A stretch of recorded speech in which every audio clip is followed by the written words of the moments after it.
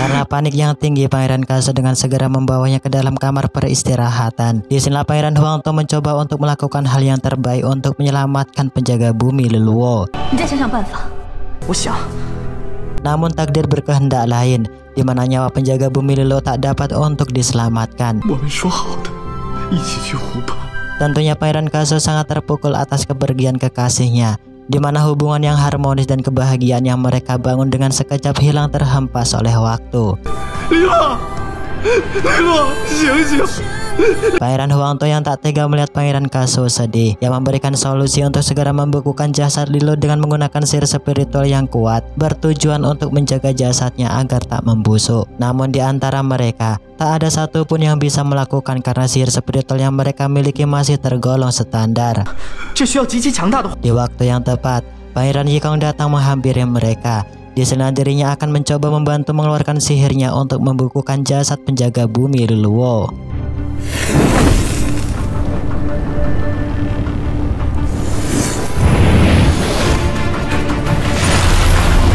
Berkat kekuatan sihir spiritual miliknya, Pangeran Yikong berhasil membekukan jasad Leluo. Karena merasa aneh dengan kekuatan sihir spiritual yang dimiliki oleh Pangeran Yikong, Tetua Xingju dan yang lainnya berusaha untuk mencari titik kebenaran sihir tersebut. Dan benar saja, Tetua Xingju menemukan serpian sihir yang dikeluarkan oleh Pangeran Yikong. Dengan hasil uji coba dan penelitian membuktikan bahwa sihir tersebut bukanlah berasal dari suku es, melainkan sihir spiritual yang hanya dimiliki oleh suku terkuat yang sudah lama menghilang. Tentunya, Raja Liu Jian dan yang lainnya terkejut mendengarkan kenyataan tersebut. Yang kemudian Tetua Xingju memberitahu mereka bahwa di sebuah pulau terdapat seorang dewa gila yang tersegel rantai. Namun ketika dirinya datang bersama Pangeran Kazuo di pulau tersebut, ia hanya melihat seuntas rantai yang sudah rusak dan hancur. Yang besar kemungkinan dewa gila antara terlepas dan dilepas oleh seseorang. Karena tak ingin menyimpan rahasia di antara mereka, sang raja mengatakan bahwa Pangeran Yikong bukanlah anak dari keturunan kawin silang yang ia lakukan bersama ibu selir Lianji.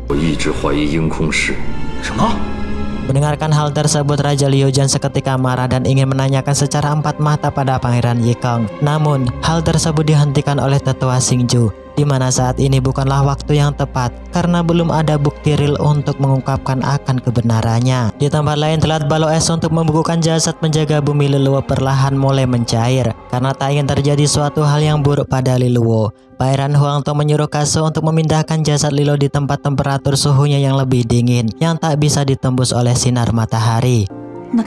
Mendengarkan akan ide Pangeran Huangtuo, seketika Pangeran Kaso memindahkan makam kekasihnya untuk ditempatkan ke dalam ujung laut tak berujung.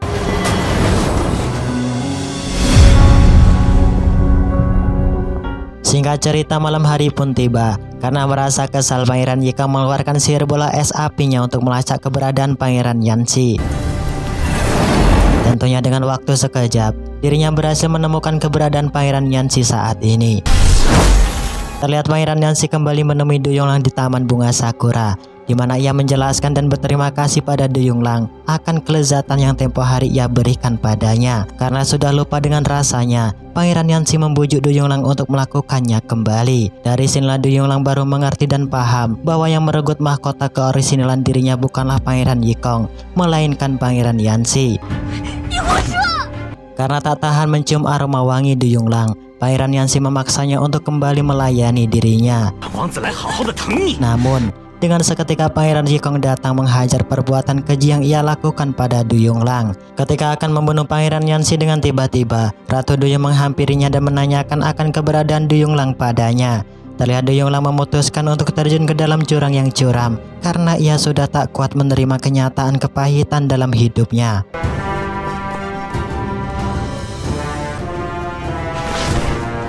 Melihat Duyung Lang dalam bahaya, Pangeran Yikong memutuskan untuk menyelamatkan nyawanya di dasar laut sebelum semuanya terlambat.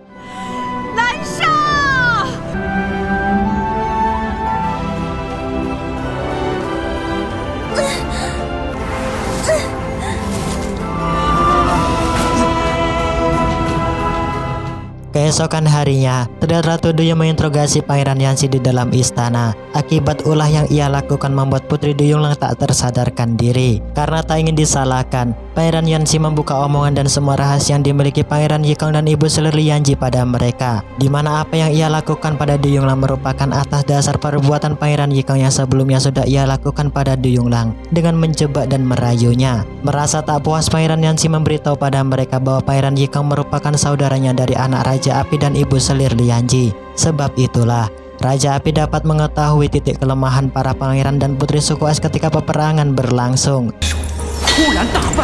Serta orang yang membunuh petinggi Suwanta di dalam istana tak lain ialah Pangeran Yikong tersebut. Disinilah Pangeran Kaso mulai percaya akan perkataan Pangeran Yanxi meskipun belum menemukan bukti untuk mengungkapkan fakta yang sebenarnya. Dan benar saja, Ibu Selir Lianji seketika menemui Pangeran Yikong dan mengajaknya untuk segera meninggalkan istana bila sejauh mungkin, karena Pangeran Yanxi sudah membocorkan dan memberitahu akan rahasia pengkhianatan dirinya pada Pangeran Kaso dan yang lain.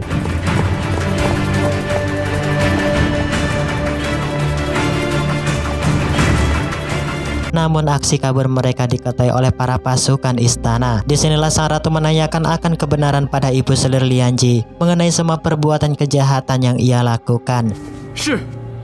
Karena tak lagi bisa mengelak, tentunya Ibu Selir Lianji mengatakan sejujurnya di hadapan sang ratu bahwa dirinya lah orang pengkhianat yang selama ini mereka cari.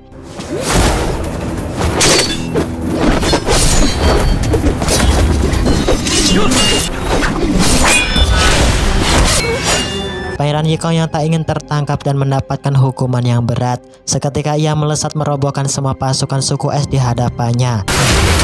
Disinilah Pangeran Kaso mencoba membujuk Pangeran Yikong agar tak bertindak dengan gegabah. Meskipun apapun yang terjadi saat ini, ia tetap akan mengakui Pangeran Yikong sebagai adik kesayangannya.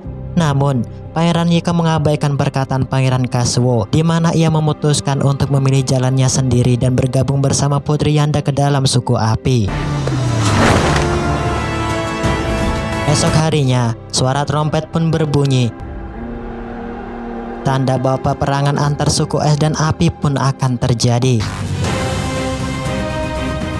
Yang tentunya suku api saat ini memiliki Pangeran Yikong yang memiliki kekuatan spiritual tiada tanding. Karena kecerdikan dan kelicikan Pangeran Yikong, ia berhasil menyandra Putri Xinggui dan ayah Pangeran Huang Tuo untuk ia jadikan sebagai penukaran dengan Ibu Selir Lianji dan Pangeran Yanxi.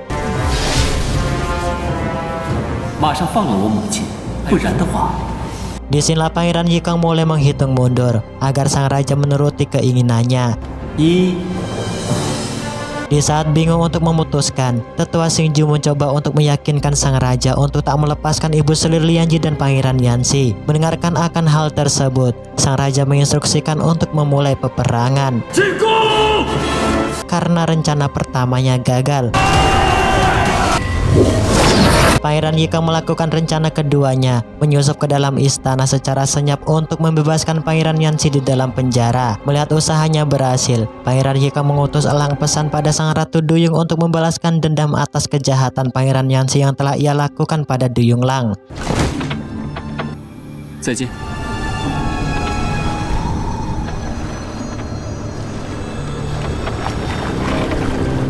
Karena sebagai ratu penguasa laut, tentunya suatu hal yang sangat mudah baginya untuk membunuh Pangeran Yanxi tanpa adanya perlawanan.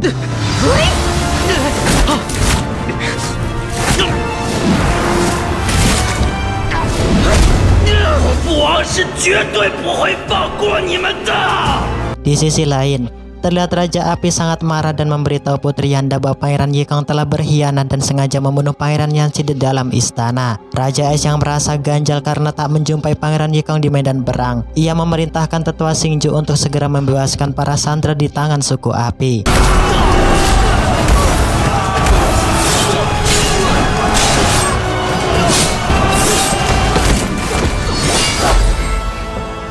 Dan benar saja, seusai membunuh Pangeran Yanxi, Pangeran Ye Kong sengaja menemui Pangeran Kaso untuk meminta kembali pedang pelahap dewa miliknya secara paksa.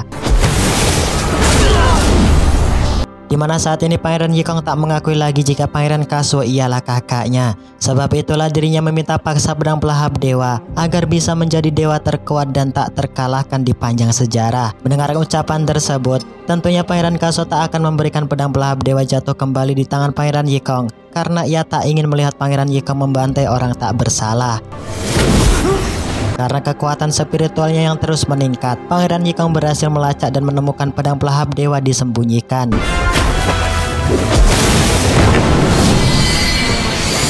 Meskipun hal demikian, Pangeran Kaso tak takut sedikit pun pada Pangeran Ye Kong dan tetap memutuskan untuk menghentikan akan kejahatan yang ia akan lakukan. Disinilah Pangeran Kaso berusaha menanyakan akan kebenaran ucapan Pangeran Yanxi padanya. Tentunya Pangeran Ye Kong mengatakan sejujurnya di hadapan Pangeran Kaso bahwa apa yang ia lakukan semata-mata hanya untuk melindungi dan membahagiakan orang yang ia sayang, tak lain Pangeran Kaso dan Ibu Selir Lianji. Dimana seperti di awal kisah, bahwa tujuan dirinya menjadi raja di masa depan tak lain demi mengabulkan harapan Pangeran Kaso agar mendapat suatu kebebasan. Namun usaha yang ia lakukan selama ini dianggap sebelah mata oleh suku Es, yang membuat dirinya mengambil sebuah langkah yang ia anggap benar, namun di mata suku Es dianggap jahanam. Mendengar akan ungkapan tersebut, Pangeran Kaso seketika kecewa terhadap dirinya sendiri karena tak bisa memperhatikan dan menjaga sang adiknya dengan baik, sehingga dirinya tak mengetahui apapun yang dirasakan dan dirisaukan oleh Pangeran Ye Kong. Untuk menebus akan kesalahan dirinya, Pangeran Kaso membujuk Pangeran Ye Kong untuk kembali lagi bersamanya ke dalam istana suku Es dan berjanji untuk melindungi dirinya dari berbagai hukuman yang akan diberikan oleh sang raja. Namun Pangeran Ye Kong menghiraukan semua perkataan dan keinginan Pangeran Kaso dan menyuruhnya untuk segera pergi dari hadapannya agar tak terjadi suatu hal yang tak ia inginkan. Namun dengan kekehnya, Pangeran Kaso tak akan pergi sebelum bisa membawa Pangeran Ye Kong kembali.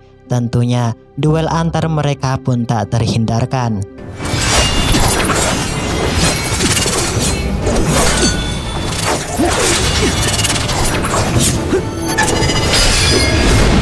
Karena tak ingin melihat kakak tersayangnya terbunuh olehnya, Pangeran Ye Kong memutuskan untuk menusukkan pedang tersebut ke dalam perutnya.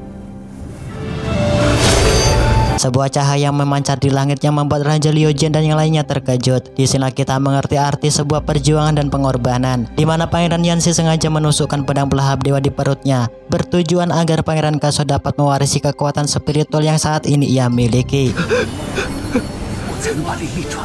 Meskipun dirinya dianggap sebelah mata oleh suku Es, namun kasih sayangnya pada sang kakak melebihi kasih sayangnya pada diri sendiri. Di tempat lain, Ibu Selir Lianji merasakan akan kepergian Pangeran Ye Kong. Di waktu bersamaan, kabut hitam misterius datang menghampiri dan membawanya kabur dari jeratan sang Raja Es. Melihat Pangeran Kaso dalam bahaya, penjaga Piang Fen dan yang lainnya berusaha untuk menerobos sihir Pangeran Ye Kong untuk menyadarkan Pangeran Kaso. Namun kekuatan spiritual mereka tak mampu untuk menembus sihir tersebut yang seketika terpental. Karena tak kuat untuk menjalani kehidupan yang penuh dengan kerikil menghadang, Pangeran Kaso memutuskan untuk menyusul Pangeran Ye Kong dan kekasih hatinya penjaga bumi leluhur ke alam baka. Di mana saat ini hidupnya tak mempunyai arti tanpa orang yang ia sayang. Namun aksinya dihentikan oleh Putri Xinggui berkat tiupan seruling yang ia mainkan. Sehingga cerita keesokan harinya, Raja Api mulai merasakan bahwa Pangeran Ye Kong bukanlah asli keturunannya, karena ia tak merasakan efek apapun di dalam tubuhnya. Sebab itulah Raja Api menyuruh Putri Yanda untuk menelusuri garis keturunan Pangeran Ye Kong yang sebenarnya.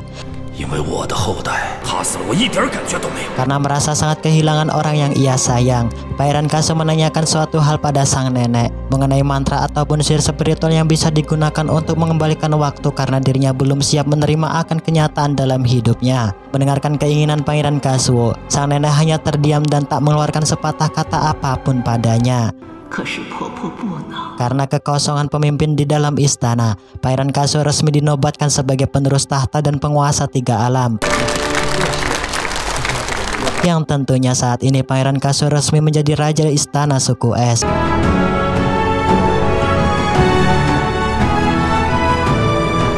Di tempat lain, Ibu Selir Lianji tak bisa menerima akan kenyataan yang terjadi pada dirinya dan Pangeran Yikong. Disinilah ia memutuskan untuk mengakhiri hidupnya dengan setusuk konde. Namun kabut hitam misterius menghalangi akan tindakan bodoh yang ia lakukan. Di mana kabut hitam misterius yang mengikuti Ibu Selir Lianji dan Pangeran Yikong semasa hidup tak lain ialah satu-satunya dewa terkuat di alam semesta yang berumur puluhan ribu tahun. Ia bernama Dewa Yuanji yang memiliki kekuatan spiritual dari suku es dan api. Karena tak tega melihat istri dan anaknya selalu terdolimi dan tersakiti, Dewa Yuanji memutuskan untuk membalaskan dendam atas semua perbuatan suku es yang mereka lakukan.